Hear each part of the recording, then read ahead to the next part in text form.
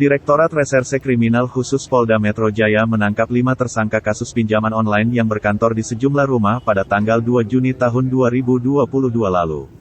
Para tersangka yang diamankan ini memiliki peranan sebagai penagih hutang atau debt collection di 43 aplikasi pinjaman online.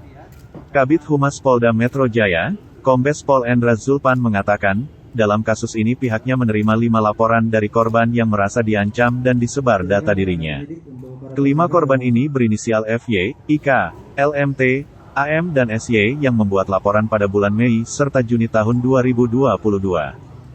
Pengungkapan kasus ada 2 nanti yang kita sampaikan. Yang pertama ini adalah terkait dengan pengungkapan kasus illegal access dan manipulasi data elektronik terkait penagihan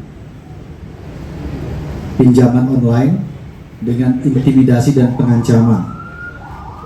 Kasus ini diungkap oleh Subdit 4 atau Subdit Cyber, Direktorat Kriminal Khusus Polda Metro Jaya. Terkait dengan kasus ini, rekan-rekan sekalian, ada 5 laporan polisi yang mendasari pengungkapan yang dilakukan oleh para penyidik.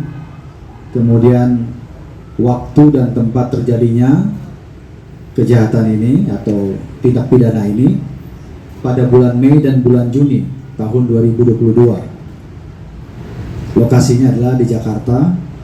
Kemudian korban yang menjadi korban terkait dengan pinjol ilegal disertai intimidasi terhadap para nasabahnya ini ada 5 orang.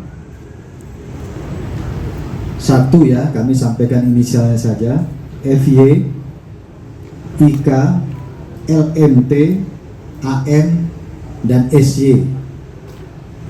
Kemudian tersangka untuk kasus ini ada 5 orang, tadi secara fisik sudah ditampilkan.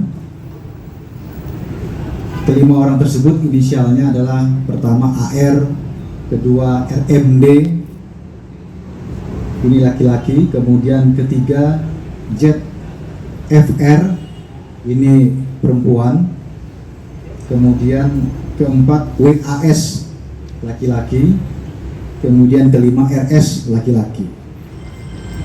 Para tersangka ini yang berjumlah 5 orang, ini memiliki peran di dalam pinjol ilegal ini sebagai debt collector. Kemudian barang bukti yang diamankan oleh penyidik terkait kasus ini kita sudah gelar di depan. Di antaranya adalah beberapa unit handphone, kemudian 1 unit PC, kemudian 4 buah SIM card, ada juga laptop serta ATM. Kemudian modus yang digunakan dalam kejahatan ini hampir sama dengan beberapa kasus yang pernah ditangani oleh Polda Metro Jaya, yaitu adalah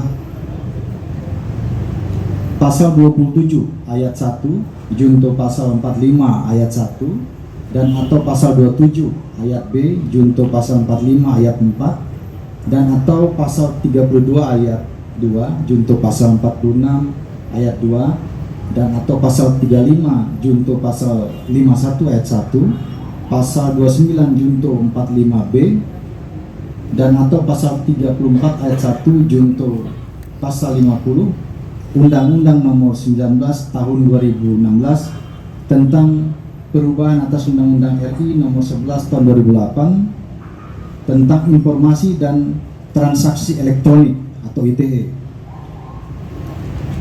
Dipidana dengan pidana paling singkat ancamannya 4 tahun penjara. Kemudian